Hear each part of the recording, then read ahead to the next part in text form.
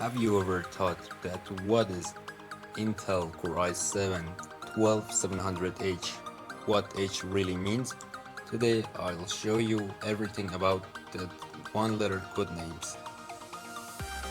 That mysterious K, U, or S at the end of an Intel part number tells you exactly which market it's built for.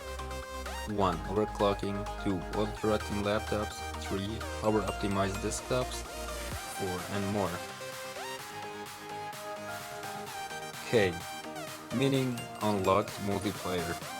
It's something like 45 to 125 watt. It's for enthusiast desktops and overclocking. F, no integrated graphics, same as base scale U. It's for dedicated GPU builds. KF, unlocked with no iGPU. The TDP is something like 125 watts, overclocked gaming rigs. S, special edition, higher clocks. The TDP is something like 65 to 125 watts, high performance desktops. And U, ultra low power, 15 to 28 watts, thin laptops and light.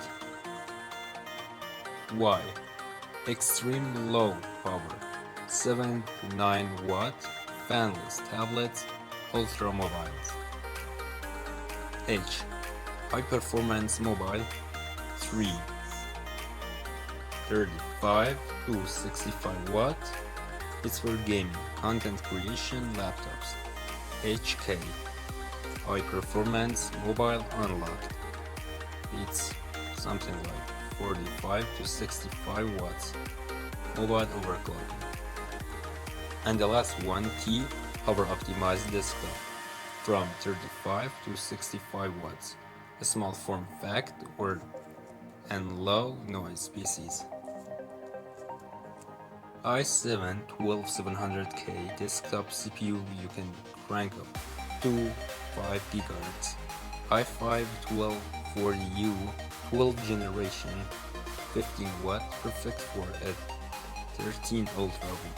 i9 13900HK 65 watt mobile GPU can overclock in high-end gaming laptops. Want your USB and overclock? Go for a K, KF and HK. Need battery life and wide operation?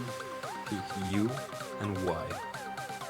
Building a small PC or strong efficiency rig, look at T and S. Using a discrete GPU only, F. Suffix lets you save on price.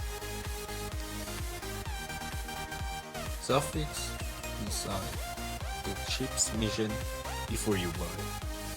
Which suffix confused you most? Drop it in the comment, and if you enjoyed this breakdown, like, subscribe, and ring the bell for more CPU deep dives. See you in next time.